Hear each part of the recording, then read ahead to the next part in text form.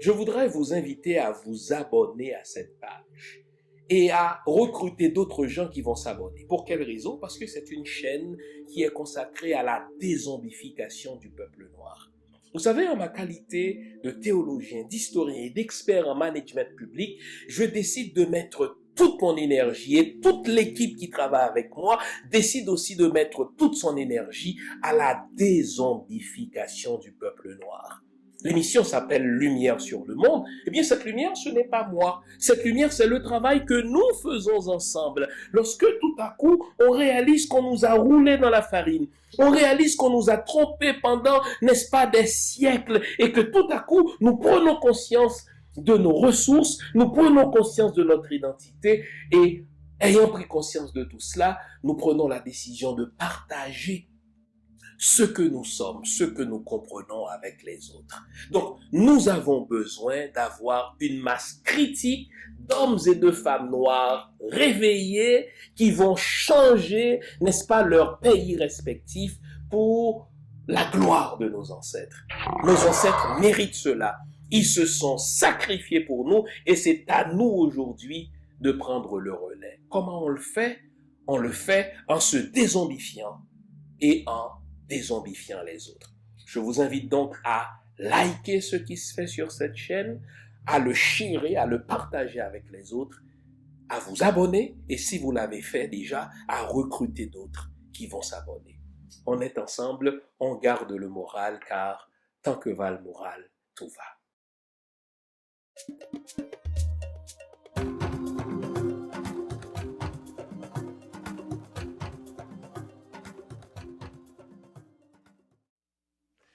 Bonjour mesdames, bonjour messieurs, bonjour le monde. Comment allez-vous? Moi je vais bien, je vais très bien. Et vous savez d'où me vient cette énergie positive de vous? Parce que cette semaine, vous avez prouvé, peuple haïtien, à quel point vous êtes un peuple intelligent. Vous avez prouvé à quel point vous êtes un peuple digne. Vous avez prouvé à quel point vous êtes un peuple vertical. Vous comprenez vos intérêts. Vous savez que vous êtes le seul à pouvoir vous défendre.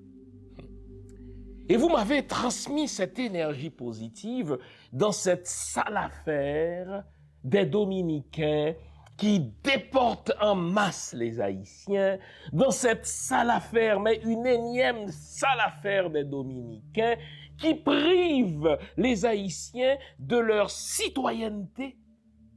Car beaucoup d'Haïtiens sont nés en République dominicaine. Ils n'ont jamais mis le pied en Haïti.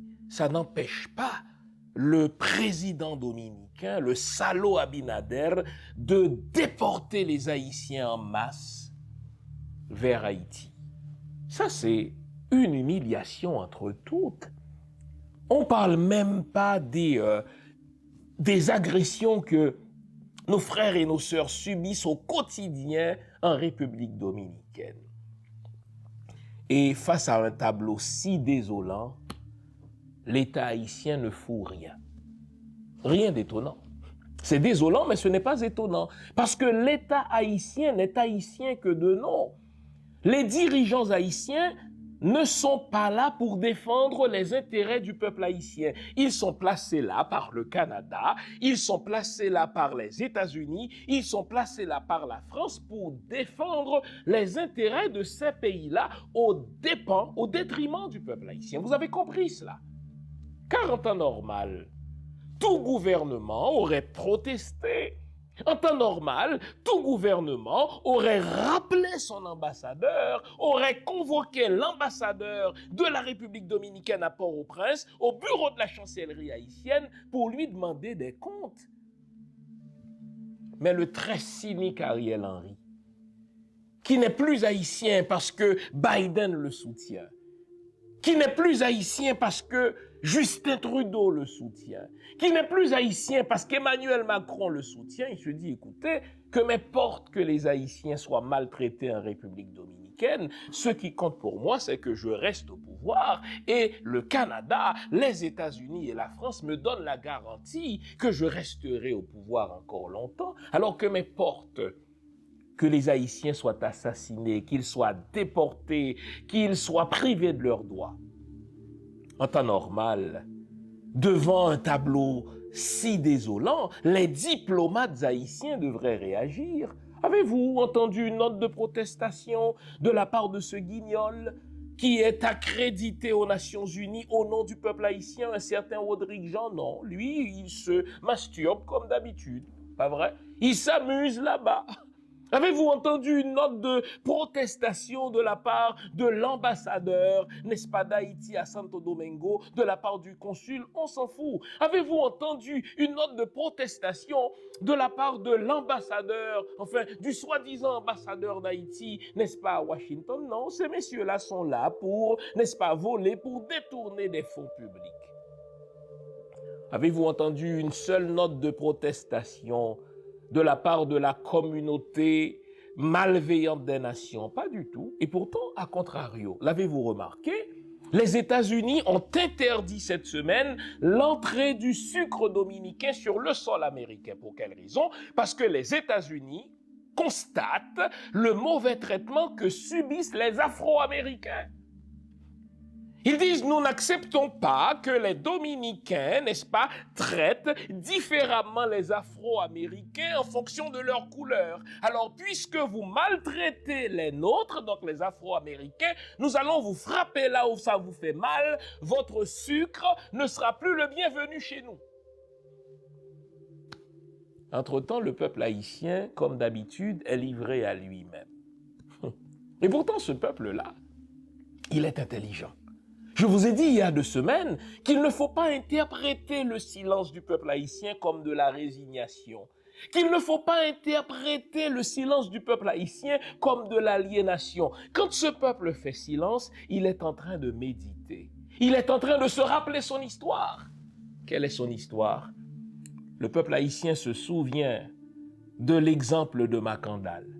Le peuple haïtien se souvient de l'exemple de Boukman. Le peuple haïtien se souvient de l'exemple de Toussaint Louverture. Ces illustres ancêtres qui ont compris que le seul langage qu'entende un entrepreneur, le seul langage qu'entende un capitaliste, c'est le langage de l'argent. Et si vous voulez faire bouger un capitaliste, il faut lui faire mal là où ça compte, c'est-à-dire dans son argent. Et là, le peuple haïtien s'est dit quelque chose. Ah bon? Les Dominicains exportent leurs saloperies chez nous. Nous sommes le premier partenaire commercial, n'est-ce pas, des Dominicains. Seulement en 2021, selon les chiffres, n'est-ce pas, de l'économiste Émile Edzer, les Dominicains ont exporté pour 958 millions de saloperies chez nous. Et à la frontière, n'est-ce pas, de Ouanamet, seulement, il se passe 30,5% du commerce, n'est-ce pas, dominicano-haïtien. Et là, les Haïtiens se disent une chose. Si on veut qu'ils nous respectent, ces Dominicains, nous allons leur prouver qu'ils ont plus besoin de nous que nous n'avons besoin d'eux. Car c'est nous, les Haïtiens, qui finançons le commerce dominicain. Il exporte chez nous, le Dominicain, pour 958 millions de saloperies. Et seulement à la frontière de Ouanamet, c'est quand même 30,5%, c'est-à-dire 292 millions de saloperies qui passent par Ouanamet. Alors, vous savez ce qu'ont fait les Haïtiens de Ouanamet? Ah, quel peuple digne! Ils ont fermé la foutue frontière. Et là, faites-moi confiance, ça va bouger. Ah, j'ai pris un plaisir à regarder pourrir les choux, à regarder pourrir les œufs dominicains, à regarder pourrir les bananes dominicaines. Vous savez quoi? Abinader, lui aussi, devrait pourrir avec ces saloperies-là. Et vous savez quoi? Les transnationaux haïtiens, ceux qu'on appelle improprement les hommes d'affaires haïtiens, qui sont en fait des brasseurs d'affaires malpropres. eux qui déstabilisent Haïti pour aller investir en République dominicaine, eux qui importent des saloperies de la République dominicaine pour les revendre aux Haïtiens. Je pense au Reynold Dib, par exemple, je pense au Ronnie Célestin, entre autres salauds. Eux, ils vont avoir mal. Parce que ils sous-estimaient l'intelligence haïtienne. Ils se disaient, c'est un peuple à jamais zombifié. Oh, voilà que ce peuple se dit, mais qui finance commande? Les anglo-saxons disent, écoutez, money talks, mais les Haïtiens, bien longtemps, avant les anglo-saxons, disaient, l'argent et les pédioles, c'est nous qui finançons l'économie dominicaine, nous pouvons leur faire du mal là où ça compte. Et en ceci, le peuple haïtien imite tout simplement ses illustres ancêtres. Lorsque Boukman, lorsque Toussaint Louverture, lorsque Macandal avait donné le mot d'ordre, n'est-ce pas, de foutre le feu dans les plantations, ils avaient compris que si vous voulez faire entendre raison à un capitaliste, si vous voulez faire entendre raison à un entrepreneur, vous devez toucher à ses intérêts d'affaires. Et là, le peuple haïtien ferme la frontière à Ouanamène. Et vous savez quoi? Il faut fermer toutes ces foutues frontières. Il faut tout simplement dire aux Dominicains, continuez à nous envoyer nos frères, ils seront les bienvenus chez nous, mais vous allez garder vos saloperies et vous allez les mettre là où on pense. Et on verra au compte qui détient le véritable pouvoir. Le peuple haïtien réalise que c'est avec sa gourde qu'il finance, n'est-ce pas, l'économie américaine. Et puisque c'est nous qui finançons l'économie américaine, nous méritons le respect. Si Abinader n'est pas assez intelligent pour le comprendre, si les gens d'affaires dominicains sont assez imbéciles pour, n'est-ce pas, laisser passer cette leçon simple pourtant, si les transnationaux, les brasseurs d'affaires haïtiens ne comprennent pas cette leçon, le peuple haïtien l'a compris, cette leçon. Voilà ce qui m'infuse cette énergie positive ce matin. Le peuple haïtien est un peuple tellement intelligent. Vous savez, les internationaux, entendons les Canadiens, les Américains, les Français, l'État haïtien lui-même, les Dominicains se disaient, écoutez, c'est un peuple zombifié, surtout en temps de mondial. Ils ne vont rien comprendre. On va pouvoir leur faire avaler n'importe quoi selon le vieil adage romain. Si on veut manipuler une foule, donnez-lui du pain et des jeux. Il nous manque à ce point de respect qu'ils se disent, on n'a même pas besoin de donner du pain au peuple haïtien, on n'a qu'à lui donner des jeux et il sera à jamais zombifié.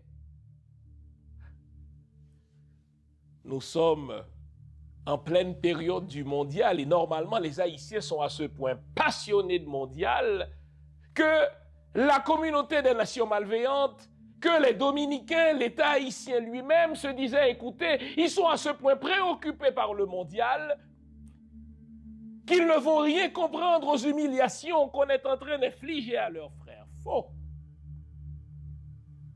Le peuple haïtien suit le mondial d'une oreille et de l'autre oreille, il entend les cris de ses frères en République dominicaine.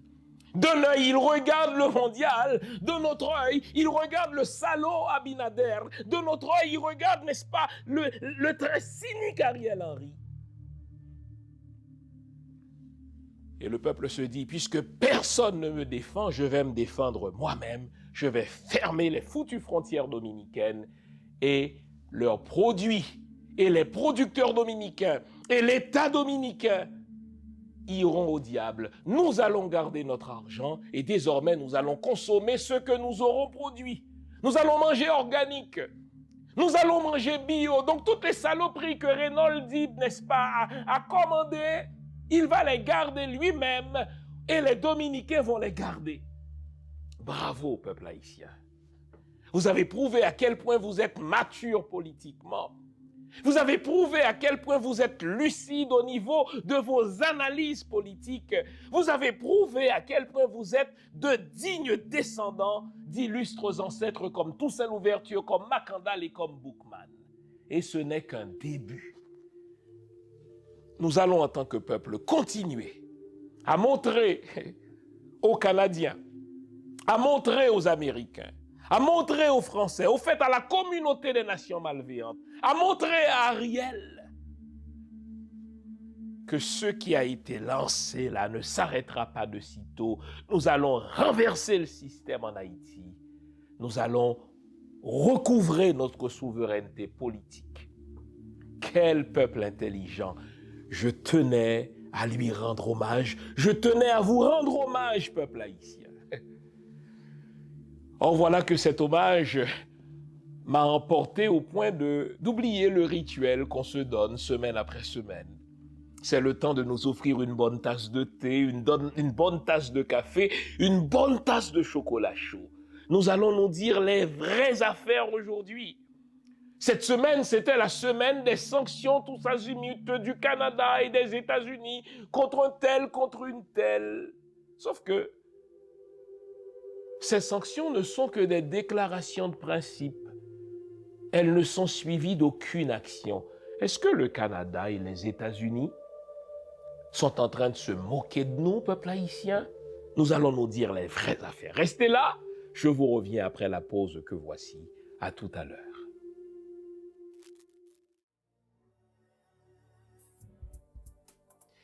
Le voici, il vient de sortir de presse.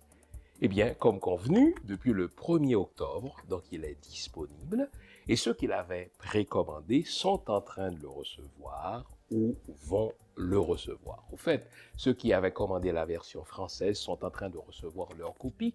Quant à la version anglaise, elle sort de presse le 10 octobre prochain, et si vous l'aviez précommandé, vous allez recevoir votre copie dans les jours qui suivent.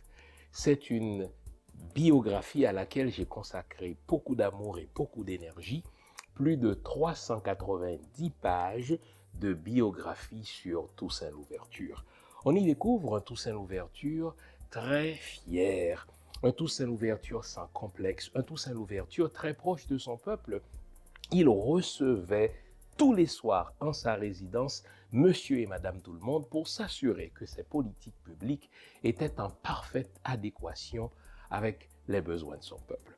On y découvre aussi un Toussaint Louverture qui construisait des écoles, qui construisait des villes, un Toussaint Louverture qui prononçait des discours dans l'intention ferme que ces phrases soient retenues par la postérité. Et en parlant de phrases, je vais vous faire une citation au fait de Toussaint Louverture. C'est l'une de ces phrases que je préfère, d'autant qu'elle est pertinente dans notre Haïti d'aujourd'hui. Écoutez ce qu'avait prononcé Toussaint Louverture lors d'un discours au Mall Saint-Nicolas. Il est facile d'abattre l'arbre de la liberté, mais pas si facile de lui redonner vie. Je pense que nous sommes en train de vivre cela. Il est tellement facile d'abattre quelque chose de grand, quelque chose de noble, mais s'agissant de reconstruire, n'est-ce pas, cet héritage, c'est plus difficile. Honnêtement, c'est un livre à avoir, c'est un livre à lire en tant que Noir, en tant qu'Haïtien, en tant que personne de bonne volonté qui s'intéresse à l'autodétermination des peuples. C'est un livre à donner, à passer à ses enfants pour qu'on réalise à quel point nos ancêtres étaient en avance sur leur temps. Toussaint Louverture, le magnifique et le sublime, désormais disponible partout et en particulier sur mon site. Toussaint Louverture. Avez-vous votre copie? Allez, à bientôt.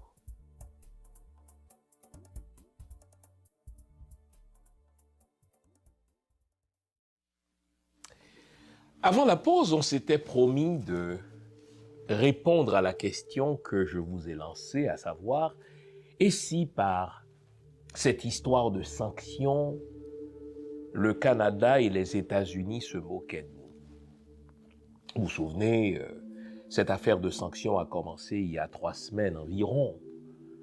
C'est les États-Unis qui ont ouvert le bal de ce régime de sanctions en annonçant en grande pompe qu'ils ont sanctionné Lambert, qu'ils ont sanctionné Yuri la tortue.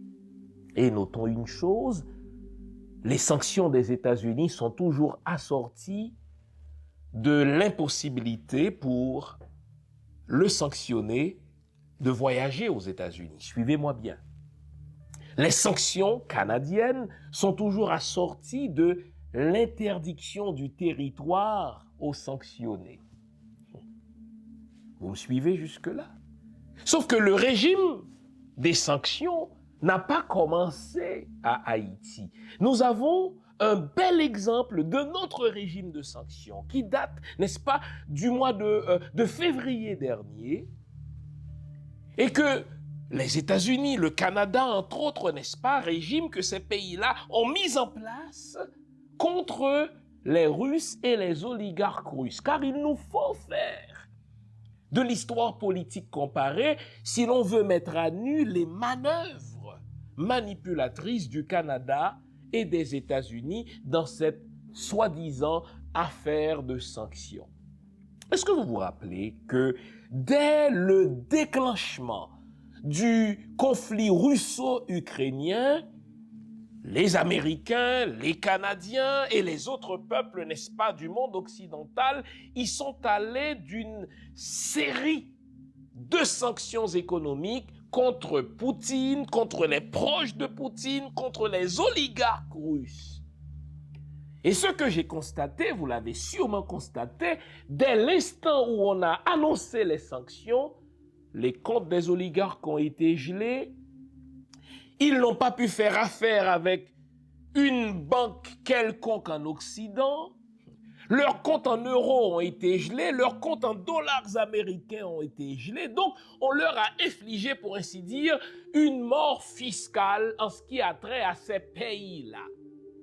Très bien.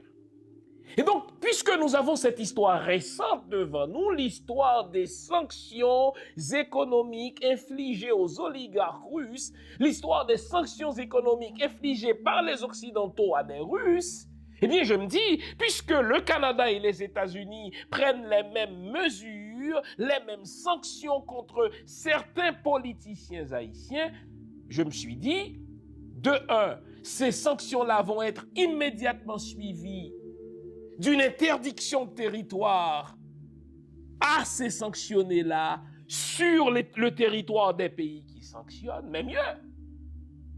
Je m'attendais à ce qu'automatiquement, ces sanctions annoncées, les biens de ces gens-là soient gelés, que leurs biens soient saisis. Maintenant, regardons une chose. Lambert et Yuri la Tortue ont été sanctionnés par les États-Unis et le Canada. Posons-nous la question, est-ce que les biens de Yuri la Tortue, est-ce que les biens de Lambert, n'est-ce pas, sont gelés? Non, ils continuent à faire des transactions. Ils ont sûrement accès à leur compte bancaire en Haïti. Unibank et les autres banques, n'est-ce pas, corruptrices et corrompues en Haïti, continuent à leur faciliter leurs transactions, en sorte que le seul effet que ces sanctions américaines et canadiennes aient eu contre Yuri la Tortue et Lambert, c'est tout simplement que ces gens-là ne peuvent pas voyager aux États-Unis, ces gens-là ne peuvent pas voyager au Canada. Mais vous qui suivez l'actualité, vous savez que Yuri la Tortue détient, n'est-ce pas, par l'entremise de sa femme, une maison aux États-Unis, en Floride en particulier, mais c'est encore sa famille qui habite cette maison. Donc il n'y a pas eu de saisie, contrairement aux autres sanctions que les États-Unis et le Canada ont prises, notamment contre les Russes, sanctions qui ont été immédiatement suivies de gel de comptes et de saisie de biens. Ce n'est pas ce qu'on voit dans le cas des Haïtiens. Donc je me demande, est-ce qu'on n'est pas en train de se moquer du peuple haïtien? Est-ce qu'on n'est pas en train de tenter de se racheter auprès du peuple haïtien sans payer le fort prix? On y va avec une déclaration de principe, une déclaration qui frappe l'imaginaire, une déclaration dont tout le monde parle et qui porte quelques naïfs à applaudir les Canadiens. Mais dans les faits, ces déclarations de principe ne sont suivies d'aucune action concrète. Venons-en aux 3 derniers sanctionnés. Justin Trudeau, le premier ministre du Canada, se trouvait, je crois, au sommet de la francophonie lorsqu'il a annoncé, flanqué du soi-disant ministre des Affaires étrangères d'Haïti, qu'il allait, en tant que premier ministre du Canada, sanctionner Michel Martelly, sanctionner Laurent Lamotte, ancien premier ministre de Michel Martelly, sanctionner Henri Séan, ancien premier ministre d'un autre président de PHTK, assassiné entre autres par le même PHTK et la communauté internationale, Henri Séan. Normalement, si vous suivez jusque-là ma logique, dès que le Canada annonce ces sanctions-là, les États-Unis sont derrière. Suivez-moi bien. Dans les manœuvres de néocolonisation du Canada et des États-Unis d'Haïti, le Canada et les États-Unis marchent côte à côte. Ce sont deux larrons dans la même foire.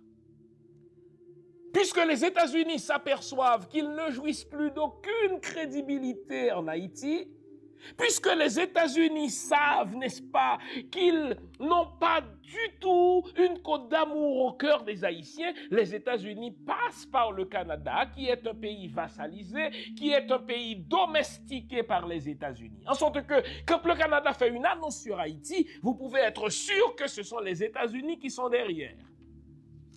Vous vous souvenez que lorsque les États-Unis se sont rendus compte qu'ils ne pourront pas entrer directement en Haïti dans cette invasion militaire, lorsqu'ils se sont rendus compte qu'ils allaient, n'est-ce pas, si vous voulez faire face à l'hostilité viscérale de la population haïtienne, à qui les États-Unis ont-ils demandé d'aller agresser la population haïtienne à leur place au Canada?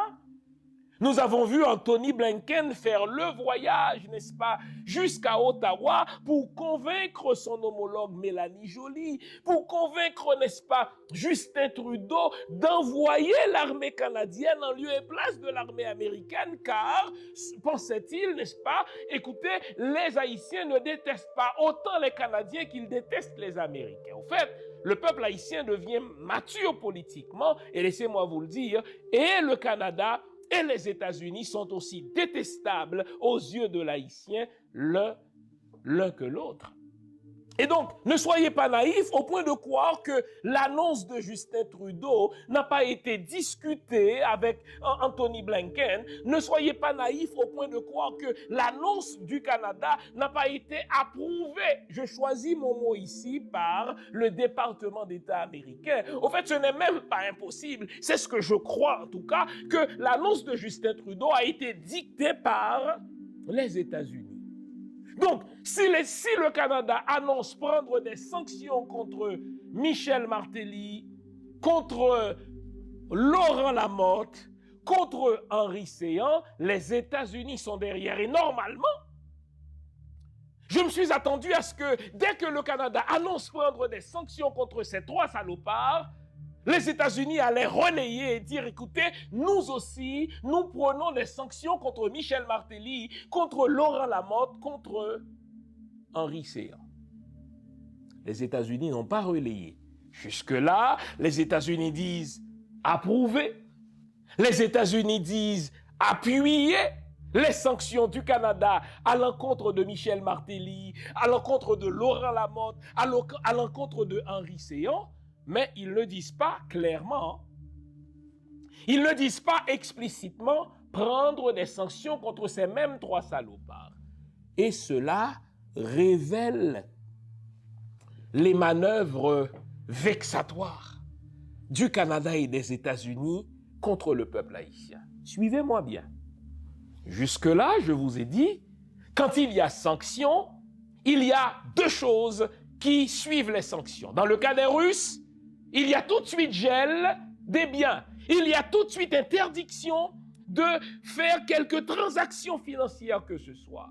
Et deuxième, n'est-ce pas, conséquence qui suit les sanctions du Canada et des États-Unis, c'est l'interdiction de territoire. Or là, les États-Unis et le Canada sont mal foutus en y allant avec cette déclaration de principe, à savoir qu'ils prennent des sanctions contre Michel Martelly, contre Laurent Lamotte et contre Henri Séan. Vous savez pourquoi? Le diable fait toujours une œuvre. Le diable fait toujours une œuvre qui le trompe. Commençons par le plus léger des trois. Henri Séan, qui fait l'objet de sanctions du Canada, lesquelles sanctions du Canada sont appuyées par les États-Unis, lesquelles sanctions devraient être suivies d'interdiction de territoire, eh bien, le plus léger des trois, Henri Séan, il se trouve, je vous le donne en mille, il se trouve où? À Miami. Donc, normalement, si le Canada et les États-Unis étaient sérieux, puisqu'ils travaillent toujours de commun accord comme deux larrons en foire, dès que le Canada a annoncé que des sanctions ont été prises contre Henri Séan, on devrait normalement appliquer une interdiction de territoire contre Henri Séan. Mais Henri Séan se trouve encore en Floride. Donc, on se moque de nous, les amis. Les biens d'Henri Séan ne sont pas gelés. Henri Séan, c'est l'un des plus grands propriétaires terriens en Haïti. En tout cas, c'est l'un des plus grands voleurs de propriétés terriennes en Haïti. Mais personne ne gèle ses biens. Sûrement qu'il est encore en train de faire des transactions avec les banques haïtiennes. Donc, quand on parle de sanctions contre Henri Séan, ça ne veut rien dire. Ce n'est qu'une déclaration de principe. On est en train de nous rouler dans la farine. On est en train de dire, écoutez, on n'a qu'à faire une déclaration. Le peuple haïtien va applaudir. On n'a qu'à faire une déclaration. Les plus naïfs d'entre nous, n'est-ce pas, vont, pour ainsi dire, se mettre à genoux devant le Canada et les États-Unis. Mais quand on regarde de plus près ces sanctions-là, contre ces trois individus-là, il n'y a aucune implication à cela. Henri Séan est sur le territoire américain et ses biens ne sont pas gelés. Deuxième homme, on y va par ordre d'importance, n'est-ce pas, croissante. Analysons le cas de Laurent Lamotte, qui était premier ministre sous le gouvernement de Michel Martelly pendant 2 ans. Mais avant d'avoir été premier ministre, il était ministre de la coopération internationale. Et normalement, quand vous êtes ministre de la coopération internationale, c'est un poste auquel vous êtes, n'est-ce pas, c'est un poste qu'on vous accorde pour pouvoir voler parce que c'est un poste qui gère les subventions, c'est un poste, n'est-ce pas, à partir duquel, n'est-ce pas, on reçoit les aides internationales. Laurent Lamotte était ministre, n'est-ce pas, de la coopération sous Michel Martelly avant de devenir premier ministre. Citez le nom de Laurent Lamotte à un Haïtien, il va vous répondre l'homme des 25 stades imaginaires. Celui qui continue à dire qu'il a construit 25 stades, n'est-ce pas, pour la jeunesse haïtienne, sauf que ces 25 stades n'existent que dans le portefeuille de Laurent Lamotte parce qu'il a volé l'argent. Sauf que ces 25 stades ne se trouvent que dans l'imaginaire, dans l'esprit de Laurent Lamotte, puisque, n'est-ce pas, presque 10 ans plus tard, on se demande où sont ces stades, personne ne les voit. Et audacieux comme lui seul, il continue à défendre du bec et des ongles sur tous les créneaux qu'il les a véritablement construits. Mais quel audacieux! Citez le nom de Laurent Lamotte à un Haïtien, il vous dira, mais c'est l'homme qui a dilapidé, qui a détourné les fonds pétro-caribés. Citez le nom de Laurent Lamotte, n'est-ce pas, un Haïtien, il vous dira, c'est l'un des facilitateurs, n'est-ce pas, de l'importation de la drogue en Haïti. Voilà pourquoi le beau-frère de Michel Martelly, Kiko Saint-Rémy, et lui ne s'entendaient pas, car ils jouaient dans la même plate-bande. Devinez que le Canada a sanctionné Laurent Lamotte, que les États-Unis disent appuyer les sanctions du Canada contre Laurent Lamotte, et normalement, on devrait s'attendre à au moins 2 choses selon la logique que j'ai déployée devant vous jusque-là. 1. Interdiction de territoire, et 2. Gel des biens. Je vous pose la question, selon vous, où se trouve Laurent Lamotte en ce moment? Aux États-Unis d'Amérique. Laurent Lamotte n'est pas citoyen américain, il est détenteur d'une résidence américaine, et quoi de plus facile à révoquer qu'une résidence? Il s'agit de dire que Laurent Lamotte est accusé de corruption, qu'il est accusé, n'est-ce pas, de détournement de fonds, et il y a assez de conventions internationales pour révoquer, n'est-ce pas, sa résidence. Je le sais bien. Non seulement Laurent Lamotte se trouve sur le territoire américain, mais il n'est pas inquiété dans la gestion de ses biens. Il y a un peu plus d'1 an et demi maintenant, les Pandora Papers, vous vous souvenez, n'est-ce pas, de ces études, de ces enquêtes qui sont produites par des journalistes d'enquête sérieux de par le monde. Eh bien, dans ces recherches-là, dans ces documents-là, le nom de, regardez, Laurent Lamotte est sorti de ces documents-là. Les Pandora Papers révèlent que Laurent Lamotte, tout comme Michel Martelly, détiennent des comptes offshore. Non seulement il gère des biens, il gère des entreprises aux États-Unis, mais il a des comptes offshore. Donc si le Canada prétend prendre des sanctions contre Laurent Lamotte, et si les États-Unis prétendent appuyer ces mêmes sanctions, il y a 2 conséquences qui normalement devraient suivre ce régime de sanctions. 1, on lui interdit, n'est-ce pas, d'entrer sur le territoire américain. Et 2, on gèle ses biens. Laurent Lamotte se trouve sur le territoire américain et il a accès à tous ses biens. Donc on se moque de qui là? Quand on applaudit le Canada, on l'applaudit pourquoi? Et tout à l'heure, je vais vous montrer, n'est-ce pas, ce qui motive le Canada dans ses grandes déclarations de principe. Je vais vous le dire tout à l'heure, mais pour l'instant, regardons de plus près ces manœuvres de manipulation, regardons de plus près ces manœuvres, ces coups de bluff, regardons de plus près ces manœuvres de supercherie. Le 3e, je vous avais promis d'y aller par ordre d'importance. J'ai commencé par le plus léger de ces 3 voleurs. Je suis allé à un grand voleur, mais moins voleur que Michel Martelly. Parlons de Michel Martelly. D'abord, notons une chose. 2 jours avant que le Canada n'annonce ses sanctions contre lui, Michel Martelly a eu vent de la chose, il s'est rendu en Haïti. Sûrement qu'il avait paniqué. Et si vous regardez la photo, n'est-ce pas, de Michel Martelly et de sa femme, n'est-ce pas, le nombre de valises qu'il avait devant lui, cela laisse entendre que Michel Martelly avait paniqué à l'idée que le Canada allait prendre des sanctions contre lui. Il se préparait, n'est-ce pas, à aller vivre à demeure en Haïti. Suivez-moi bien. Lorsque Michel Martelly est arrivé effectivement en Haïti, ce n'est pas un simple citoyen qui est arrivé, mais c'est un roi. Ariel Henry lui a littéralement déroulé le tapis rouge. Ariel Henry a dépêché pour sa sécurité tout un corps de la police haïtienne. Oh là là! La population haïtienne est kidnappée, Ariel Henry ne lève pas le petit doigt. La population haïtienne se fait tirer dessus, Ariel Henry ne lève pas le petit doigt. Et là, un salopard débarque, un voleur, quelqu'un qui allait être sanctionné par le Canada et les États-Unis. Ariel Henry lui déroule le tapis rouge comme devant un monarque. Il entre en Haïti. Les sanctions sont donc prononcées 2 jours plus tard. Et vous savez quoi? Coup de théâtre. Michel Martelly reprend l'avion, je vous le donne en 1000, vers les États-Unis d'Amérique. Je vous l'ai dit, en général, quand on sanctionne, il y a 2 conséquences aux sanctions. 1, on interdit, n'est-ce pas, l'entrée sur le territoire américain aux gens qui sont sanctionnés. On interdit, n'est-ce pas, l'entrée sur le territoire canadien aux gens qui sont sanctionnés, mais de 2, leurs biens sont, n'est-ce pas, sont gelés. On leur interdit, n'est-ce pas, d'avoir des transactions. Michel Martelly est rentré en Floride et devinez où il habite? Dans les villas qu'il a achetées avec l'argent volé au peuple haïtien. On se moque de qui, là? Dites-moi.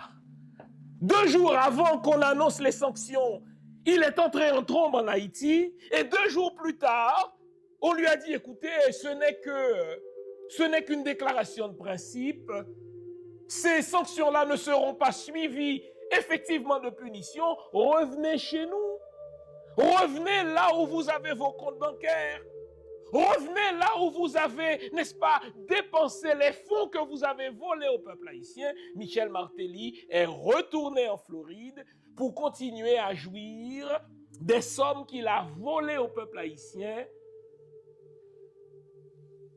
aux côtés de son fils qui n'a jamais travaillé, pas une seule journée de sa putain de vie et qui est multimillionnaire.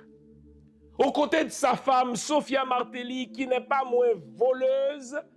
Sûrement aux côtés de son beau-frère, n'est-ce pas, Kiko Saint-Rémy, dealer de drogue, voleur comme lui. Et pourtant, le Canada et les États-Unis, qui ont toujours coopéré dans ce régime de sanctions, prétendent sanctionner Michel Martelly. Michel Martelly se trouve sur le territoire américain. Sanction mon cul. Donc le Canada et les États-Unis sont en train de se foutre de la gueule des Haïtiens. Parce que là, ils sont mal foutus. Les 3 personnes sanctionnées, avec lesquelles ils comptaient, n'est-ce pas, aller chercher le trophée de la sympathie du peuple haïtien, ces 3 personnes-là se trouvent sur le territoire américain. Il n'y a aucune interdiction d'entrée et il n'y a aucune saisie de leurs biens. Le Canada et les États-Unis sont en train de se foutre de notre gueule. Je viens de vous en faire la démonstration. Puisqu'ils se foutent de nous, il faut comprendre ce qui les motive dans ces proclamations de principe. Il faut comprendre ce qui les motive dans ces déclarations de principe, puisque, comme on le voit, Michel Martelly n'est pas inquiété, Laurent Lamotte n'est pas inquiété, Henri Séan n'est pas inquiété. Ce sont des déclarations de principe.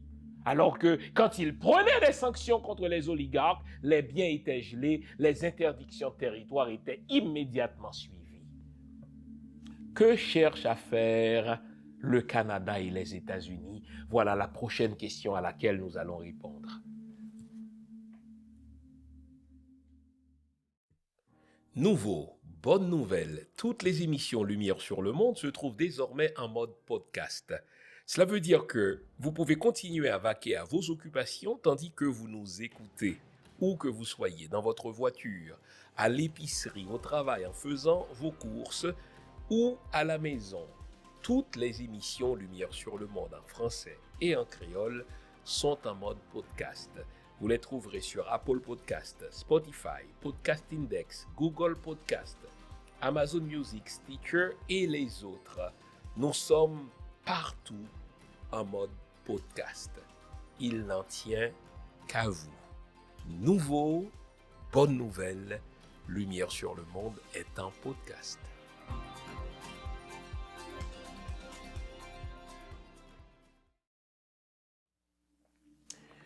Pour comprendre à quel jeu jouent le Canada et les États-Unis, nous devons nous rappeler quelques éléments fondamentaux dans l'histoire politique récente d'Haïti. Et pour comprendre ces éléments fondamentaux dans l'histoire récente, dans l'histoire politique récente d'Haïti, nous devons nous rappeler un paradigme qui s'appelle le paradigme de la néocolonisation.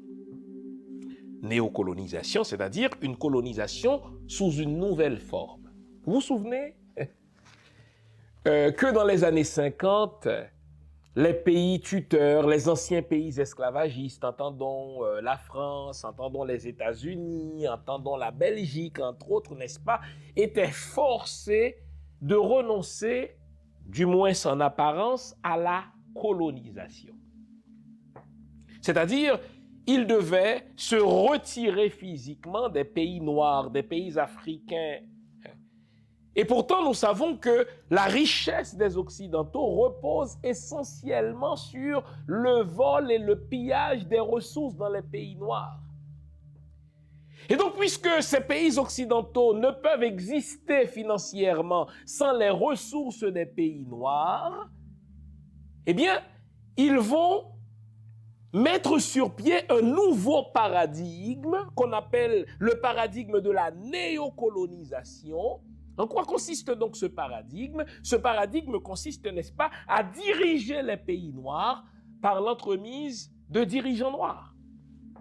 Puisque tout le mouvement de la colonisation, de la décolonisation des années 50 reposait sur un désir légitime des peuples africains de se diriger eux-mêmes, puisque tout le mouvement de la décolonisation reposait sur le désir légitime des peuples noirs de reprendre leur destin en main, alors les pays tuteurs se sont dit, on va leur donner l'impression qu'ils ont le contrôle de leur destin, on va leur donner l'impression qu'ils ont la souveraineté politique, ils vont pouvoir avoir des dirigeants noirs, ils vont pouvoir avoir des chefs de gouvernement noirs, ils vont pouvoir avoir des, n'est-ce pas, des ministres noirs, mais sauf que ces ministres-là, ces chefs de gouvernement-là, ces chefs d'État, c'est nous qui allons les placer, en sorte que pendant qu'ils s'imaginent être libres, nous allons continuer à les coloniser. C'est ce qu'on appelle la néocolonisation. Sauf que le paradigme de la néocolonisation a été défini déjà, je vous en ai déjà parlé, dans la conférence de Berlin de 1891. Lorsque les pays occidentaux, les États-Unis, les pays européens et la Russie, exemple, n'est-ce pas, se sont réunis à Berlin pour décider du destin des peuples noirs en l'absence des peuples noirs.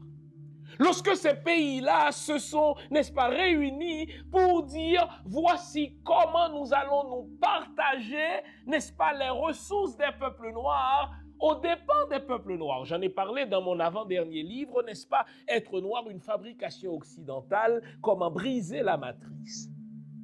Eh bien, toute l'histoire récente des États-Unis et du Canada vis-à-vis d'Haïti s'inscrit dans le paradigme du néocolonialisme. C'est-à-dire, les États-Unis, le Canada et la France, n'est-ce pas, s'arrogent le droit de diriger Haïti par l'entremise de dirigeants haïtiens.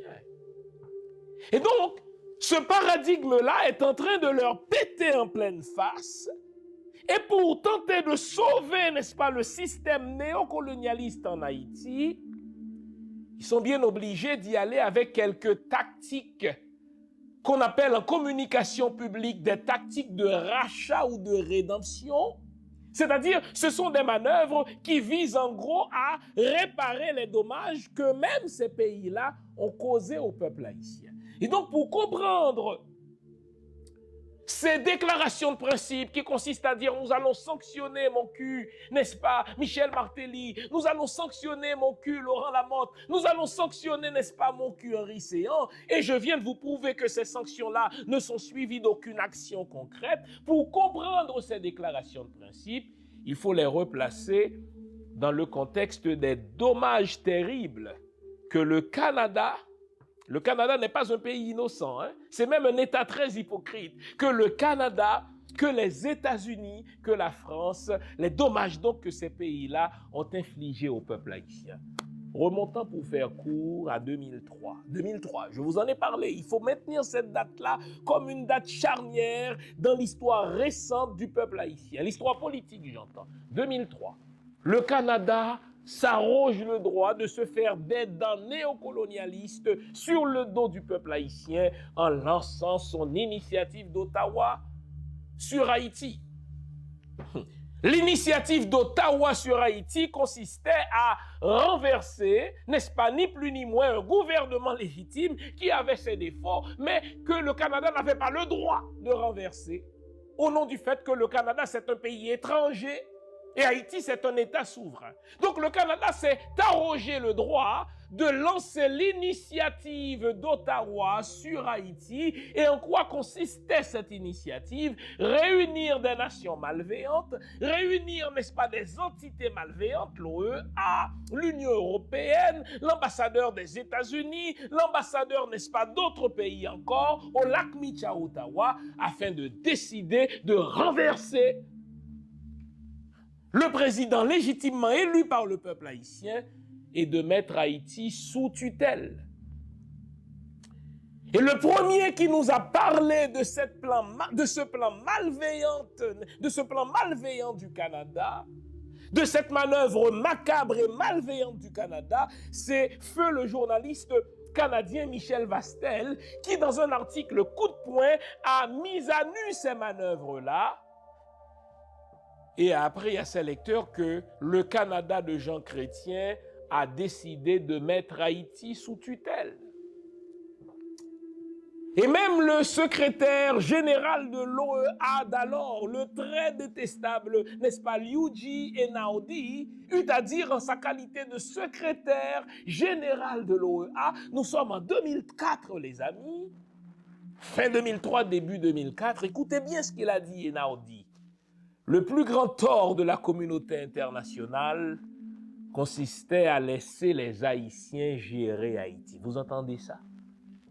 Le secrétaire général de l'OEA d'alors, Luigi Einaudi, eut à dire en 2003, le plus grand tort que la communauté internationale a fait, la plus grande bêtise qu'elle a commise, cette communauté internationale, c'était de laisser Haïti être géré par des Haïtiens. Et donc, ils ont décidé, le Canada, les États-Unis, la France, et toutes ces entités, n'est-ce pas, néocolonialistes, de mettre Haïti sous tutelle. Ils ont renversé le président Jean-Bertrand Aristide. Ils ont mis sur pied un gouvernement de transition, suivez mon regard. Ils sont allés chercher eux-mêmes un certain Gérard Latortue. Ils ont nommé chaque membre de ce gouvernement. Et au terme de ces 2 ans de transition, il y a eu des élections. Écoutez bien, il y a eu un conseil électoral provisoire qui a proclamé les résultats de ces élections. Conseil électoral provisoire qui, selon la Constitution de 87, détient seul le pouvoir de proclamer les résultats.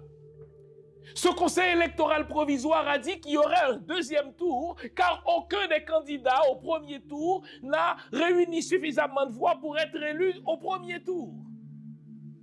Et ce conseil électoral a annoncé qu'il y aurait un second tour entre René Préval et Leslie Manigat, sauf que le Canada, sauf que les États-Unis, sauf que la France n'étaient pas prêts à accepter un Leslie Manigat comme président, car tout le monde comprend que si Leslie Manigat allait en second tour avec René Préval, eh bien, Leslie Manigat allait faire manger la poussière à René Préval. Suivez bien le coup de théâtre, l'affaire Montana dans l'histoire de ce peuple, l'affaire de la piscine Montana.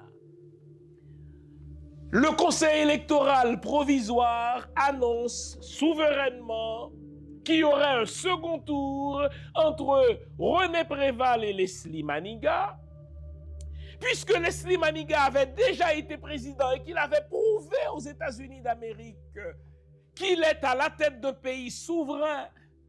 Lorsque les États-Unis ont voulu, n'est-ce pas, venir arrêter en Haïti les colonels Paul, sous prétexte qu'ils étaient des trafiquants de drogue, Leslie Manigat a eu la verticalité de dire au département d'État américain, je suis à la tête d'un État souverain, si vous avez des choses contre ces colonels-là, fournissez-moi les informations.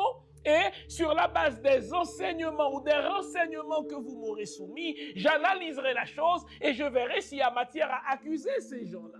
Vous connaissez la suite. Ces colonels ont été assassinés par le département d'État et Leslie Manigat a été, comme par hasard, renversé. Et donc les États-Unis d'Amérique, le Canada, la France ne voulaient plus avoir un président qui a de la colonne vertébrale. Et tandis que le conseil électoral provisoire venait d'annoncer qu'il y aurait un deuxième tour, coup de théâtre, ces mêmes néocolonialistes, le Canada, les États-Unis, la France et toutes leurs entités néocolonialistes ont dit qu'il n'y aurait pas de deuxième tour et que René Préval serait proclamé président d'Haïti. Deuxième coup d'État. Et donc, ce à quoi nous assistons aujourd'hui, les amis, c'est la résultante de ces coups d'État. C'est la résultante de ces fraudes électorales ourdies par le Canada, les États-Unis, n'est-ce pas, et la France. Ce n'est pas tout. 2010, il y a des élections en Haïti. Là encore, le Conseil électoral provisoire, qui est l'organe haïtien habilité à prononcer, à proclamer les résultats, déclare qu'il y aurait un second tour entre Jude Célestin et Mirland Manigat. Les résultats sont là, les documents sont là.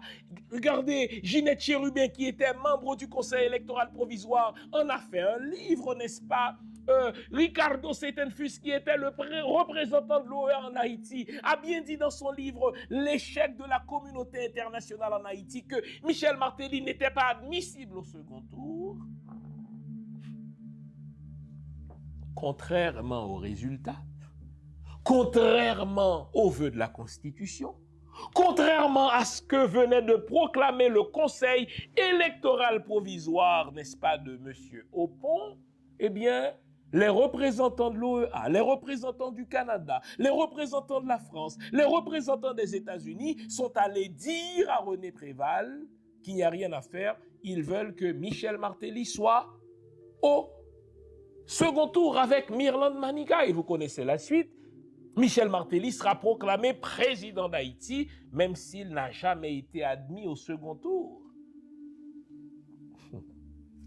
C'est ce Michel Martelly qui va vendre le pays aux Américains. C'est ce Michel Martelly qui va ouvrir les frontières, n'est-ce pas, aux bandits légaux. D'ailleurs, lui-même, il s'est présenté comme bandit légal. C'est sous le régime de Michel Martelly que son beau-frère, n'est-ce pas, son propre beau-frère, Kiko Sérémy, va faire entrer des armes en Haïti et de la drogue. Michel Martelly va céder le pouvoir à Jovenel Moïse, qui va tout faire pour fédérer les gangs. Ces mêmes gangs qui terrorisent la population haïtienne. Et qu'est-ce que Madame Lali m'a dit dans une déclaration, n'est-ce pas, aux Nations Unies? C'est une bonne chose que la fédération des gangs, on va pouvoir mieux les contrôler.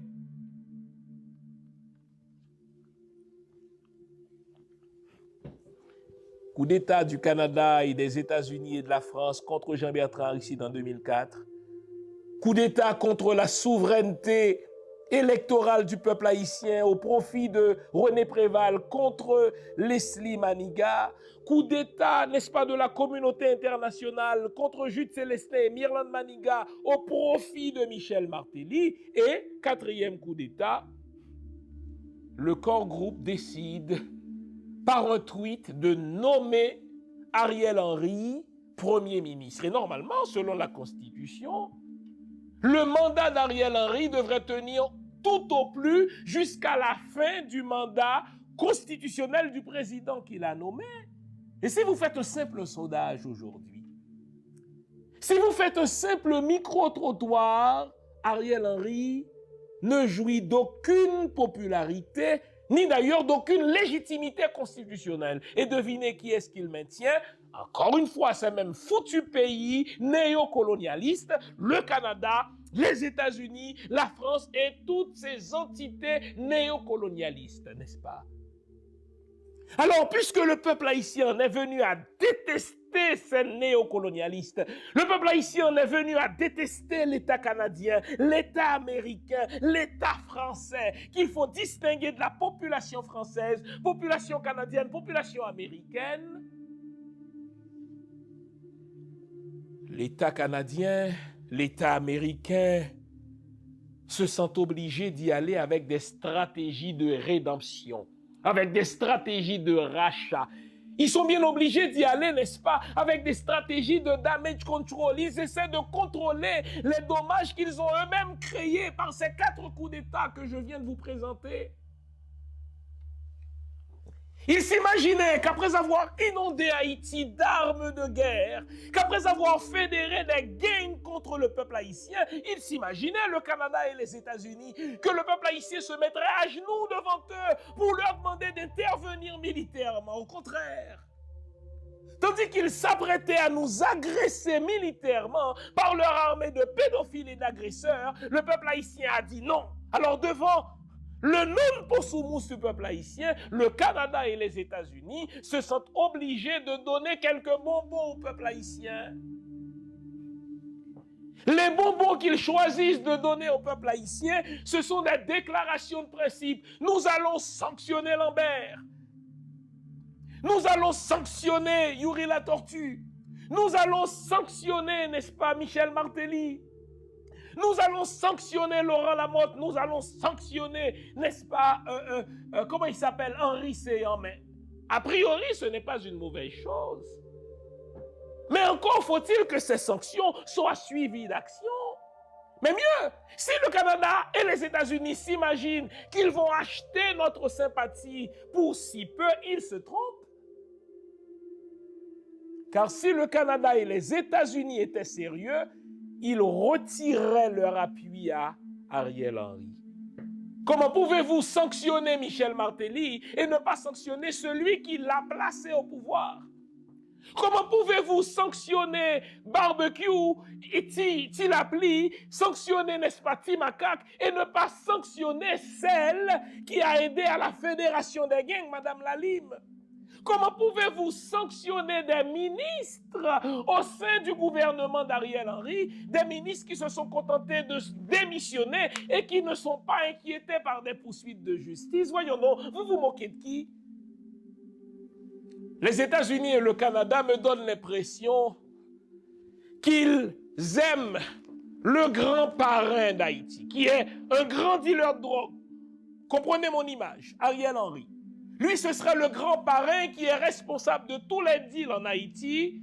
Les États-Unis ne le sanctionnent pas, lui qui est le grand Manitou, mais ils se contentent de sanctionner les petits joueurs. Mais non, mais les petits joueurs, n'est-ce pas, n'auraient pas de légitimité, ils n'auraient pas de permission de jouer, n'était le parrain Ariel Henry. Donc si vous voulez qu'on vous prenne au sérieux, Canada et les États-Unis, retirez votre appui à Ariel Henry. Mais vous n'allez pas le faire, à moins que vous soyez forcé de le faire. Et nous allons vous forcer à le faire. Vous n'allez pas le faire parce que vous comptez sur Ariel Henry pour nous faire un 5e coup d'État. Vous comptez sur Ariel Henry pour nous faire des élections bidons. Et comme de fait, tandis que vous y allez avec vos déclarations de principe qui sont du divertissement, vous permettez à Ariel Henry de nommer un juge à la Cour de cassation. À quelle fin le faites-vous? Une fois que ce juge a été assermenté, vous allez voir, Ariel Henry va procéder désormais à la formation de CEP, de Conseil électoral provisoire, et vous allez lui demander de nous organiser des élections bidons. Non, ça ne passera pas cette fois-ci. Après que vous nous avez imposé Préval aux dépens de Leslie Maniga, après que vous nous avez imposé Michel Martelly, voleur et bandit, après que vous avez inondé notre pays d'armes de guerre, et que vous pensiez qu'on allait se mettre à genoux devant vous pour vous demander de nous envoyer votre armée de pédophiles, vous essayez de nous donner des bonbons pour nous distraire. Vos sanctions ne serviront à rien aussi longtemps qu'Ariel Henry est au pouvoir. Car Ariel Henry, c'est votre outil de manipulation. Aussi longtemps que Ariel Henry est au pouvoir, cela veut dire que la souveraineté politique d'Haïti, cela veut dire que le destin politique des Haïtiens leur échappe. Alors, on voit clair à votre jeu. Ce sont des tactiques de manipulation, ce sont des déclarations de principe. Cela m'importe quoi que vous sanctionniez Michel Martelly, c'est votre fils de pute. Michel Martelly n'aurait pas été au pouvoir si vous n'y avez pas placé. Michel Martelly n'aurait pas eu le moyen de dilapider les fonds Petro-Caribé si vous ne l'aviez pas nommé comme président. Alors, que vous sanctionniez Michel Martelly, qu'est-ce que vous voulez que ça me fasse? C'est votre fils de pute à vous. C'est vous qui l'avez enfanté. Occupez-vous-en. Et là, vous êtes mal foutu avec lui. Parce qu'il est sur votre territoire. Il a beaucoup d'argent dans vos comptes bancaires. Il a des biens chez vous. Sa femme a des biens chez vous. Ses enfants ont des biens chez vous. Alors, vous feriez mieux de sanctionner tout ce beau monde-là. Car si vous vous contentez de sanctionner Michel Martelly, nous allons encore rire de vous. Parce que Michel Martelly, Laurent Lamotte, ce sont vos fils de pute à vous. Alors, arrêtez de vous moquer de nous. On voit clair à votre jeu. Ce sont des déclarations de principe qui visent à nous faire oublier que ce qui se passe là en Haïti, c'est votre œuvre. Le chaos haïtien, on doit vous l'imputer aussi à vous. Si vous n'aviez pas fait ce coup d'État en 2004, si vous n'aviez pas imposé Michel Martelly, malgré le fait qu'il n'avait pas été élu, on n'en serait pas là. Alors, occupez-vous de vos saloperies. Nous allons recouvrer notre souveraineté politique. Arrêtez de vous moquer de nous. Arrêtez de vous moquer de nous. Faites-moi confiance. Le peuple haïtien est assez intelligent pour voir clair à vos jeux. Le peuple haïtien est assez intelligent pour vous laisser jouer avec vos propres fils de pute. Sanctionnez-les comme vous voulez. Faites vos déclarations de principe comme vous voulez. Nous ne voulons plus de vous en Haïti. Et le jour où il y aura un gouvernement patriote en Haïti, dans les 100 premiers jours de son mandat, il fermera vos ambassades, car Haïti ne sera jamais en paix. Haïti ne connaîtra pas de stabilité aussi longtemps que les ambassades du Canada, des États-Unis et de la France resteront ouvertes à Port-au-Prince. Il faut suspendre ces relations diplomatiques pour avoir une nouvelle ère de coopération, pour avoir une nouvelle ère de souveraineté nationale. Car ce que le Canada et les États-Unis sont en train de faire, c'est de sauver leur système néocolonialiste en distribuant quelques bonbons au peuple haïtien. C'est une plaisanterie de mauvais goût. Michel Martelly, Laurent Lamotte, Henri Sérin et tous les autres salauds, ce sont vos propres fils de pute. Faites-en ce que vous voulez. Mais n'espérez pas que le peuple haïtien va vous applaudir. Vous êtes en train de racheter vos propres bêtises parce que vous êtes méchants vis-à-vis du peuple haïtien. On y est là. Combien de temps on fait là additionner? 23 additionnés. Vous nous l'avez demandé, nous avons le plaisir de vous apprendre que désormais, nos émissions, toutes nos émissions, sont disponibles avec des sous-titrages en 3 langues. En français, en anglais et en créole. Nous sommes conscients que l'émission Lumière sur le Monde est devenue une véritable plateforme familiale autour de laquelle des parents et des enfants se réunissent pour s'informer de ce qui se fait en Haïti, en Afrique ou ailleurs dans le monde. Pour vous faciliter la vie, nos émissions sont désormais disponibles avec des sous-titrages en 3 langues, français, créole et anglais. Nous progressons avec vous, nous marchons avec vous, de manière à relever nos communautés et nos peuples. Nouveau, toutes nos émissions sont disponibles avec des sous-titrages en français, en anglais et en créole. Vous savez, je vous l'ai dit il y a 2 semaines, le peuple haïtien, c'est un peuple invincible, c'est un peuple indestructible. Il arrive toujours à déjouer les manœuvres macabres et il voit clair au jeu des malveillants.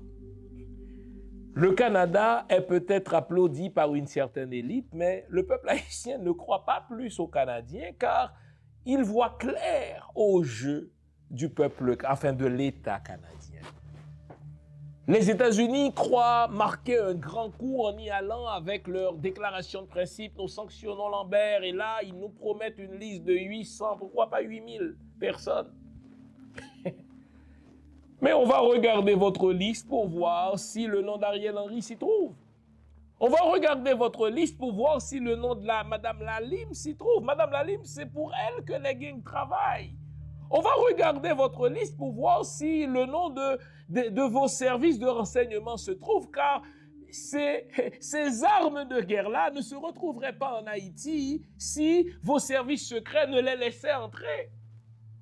On va regarder votre liste pour voir s'il se trouve le nom des hommes et des femmes d'affaires dominicains, car les hommes et les femmes d'affaires dominicains contribuent à inonder Haïti d'armes, car n'est-ce pas, quand ça va mal en Haïti, ça va bien pour eux. Alors votre liste là, vous savez quoi, on s'en tape. Et là, je voudrais m'adresser au Premier ministre Trudeau. Si vous voulez vous retrouver du bon côté de l'histoire, retirez votre appui à Ariel Henry. Ça va? Je vais m'adresser à 2 Haïtiens qui font partie du gouvernement de Trudeau. Et là, je vais vous regarder dans les yeux pour vous le dire. Je veux m'adresser à mon ami, le député Emmanuel Dubourg. Vous êtes un ressortissant haïtien. Vous êtes très proche du Premier ministre Trudeau. Vous savez quoi? Si vous êtes là aujourd'hui, ce n'est pas pour rien. Prenez exemple sur votre collègue Chrystia Freeland, qui, elle, est ukrainienne. Elle est vice-première ministre du Canada et elle se sert de son statut de vice-première ministre pour faire avancer, n'est-ce pas, l'agenda de son pays d'origine, l'Ukraine. Je vous enjoins, n'est-ce pas, Emmanuel Trudeau, à faire la même chose, Emmanuel Dubourg, pardon, à faire la même chose. Vous êtes haïtien d'origine. Profitez de votre statut de député, le seul député au Parlement haïtien, pour faire avancer l'agenda d'Haïti auprès de votre patron, le Premier ministre Trudeau. Dites-lui de se retrouver du bon côté de l'histoire. Dites-lui de retirer son appui à Ariel Henry. C'est à ce carrefour qu'on vous attend. Je vais m'adresser à mon amie Marjorie Michel, qui est chef de cabinet adjointe au Premier ministre Trudeau. Vous savez, c'est un privilège d'être là.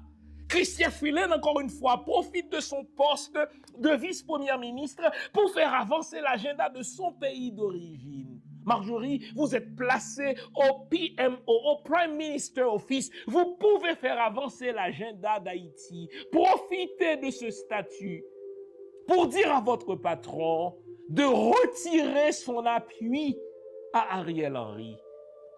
Haïti est placé à un carrefour important de son histoire. Et si vous êtes placé là, ce n'est pas pour rien, il n'y a pas de hasard en histoire. Les ancêtres vous ont conduit à ces postes stratégiques pour faire valoir, n'est-ce pas, l'agenda haïtien. Alors fini les cassettes, hein? Arrêtez de dire, ah, vous savez, c'est plus compliqué que ça. Cette cassette, on l'a déjà entendue, n'est-ce pas? On ne l'apprendra pas cette fois. Arrêtez de nous dire, écoutez, remets moun qui remet, on a l'Ottawa avec vous, n'est-ce pas? Il nous faut plus que cela. Demandez. Et je m'adresse à mon ami Emmanuel Dubourg, je m'adresse à Marjorie Michel, demandez à votre patron de retirer son appui à Ariel Henry. Ce n'est qu'à ce prix qu'on vous prendra au sérieux. Ce serait dommage. Ce serait dommage qu'étant d'origine haïtienne, le peuple haïtien vous associe à ces manœuvres d'hypocrisie, à ces déclarations de principe auxquelles se livrent Justin Trudeau et Mélanie Joly. Et je voudrais vous dire en terminant, le peuple haïtien, il est indestructible. Quelles que soient vos manœuvres, le peuple haïtien ira de l'avant. Et ce qui a débuté là, avec ce soulèvement du peuple haïtien, ne va pas s'arrêter. Vous avez deux choix. Soit de vous tenir du bon côté de l'histoire, de vous mettre du côté du peuple haïtien en retirant votre appui à Ariel Henry pour permettre au peuple haïtien de reprendre le contrôle de son destin, ou de continuer à vous livrer à des manœuvres de manipulation, à des manœuvres de rédemption futiles auxquelles le peuple haïtien ne croit plus. Alors, la balle est dans votre camp. Vous voulez prouver votre solidarité au peuple haïtien, retirez votre appui à Ariel Henry et que le peuple haïtien retrouve le contrôle de son agenda politique, qu'il gère lui-même sa transition pour lancer les chantiers fondamentaux de la nation haïtienne, de la nouvelle Haïti, et que le peuple haïtien décide lui-même à quel moment et en quel terme il organisera des élections. Car on ne vous laissera pas, Canada, on ne vous laissera pas les États-Unis, on ne vous laissera pas la France organiser des élections pour nous. Vous nous avez baisés au moins 4 fois. Cette fois-ci, le peuple haïtien dit basta. Alors, vous voulez vous tenir du bon côté de l'histoire, retirez votre appui à Ariel Henry et laissez les Haïtiens trouver eux-mêmes une solution à la crise que vous avez créée. J'espère vous avoir été utile, peuple haïtien. Encore une fois, je vous félicite pour votre courage. Je vous félicite pour votre lucidité. Et qu'on se le dise, peuple haïtien, il n'y a personne pour nous défendre. Il n'y a personne pour défendre nos intérêts. Il n'y a que nous qui puissions le faire. Et nous allons le faire avec la force que donnent nos ancêtres. Merci d'avoir été à l'écoute. Continuez à vous amuser en écoutant, en suivant vos matchs de soccer. Suivez tout cela d'une oreille. Gardez l'autre oreille pour continuer à suivre l'actualité politique. Continuez à regarder vos matchs de soccer d'un œil, mais de l'autre œil, suivez votre actualité politique. Qu'on ne profite pas de ces périodes de jeu pour vous baiser une fois de plus. Merci, gardez le moral, car tant que va le moral, tout va. Continuez à commander votre manuel de Toussaint Louverture, cet illustre ancêtre qui nous apprend que rien n'est impossible, car on peut vaincre une armée, mais on ne pourra jamais, disait-il au fort de Joux, vaincre un peuple en armes. Allez, au revoir, à la semaine prochaine.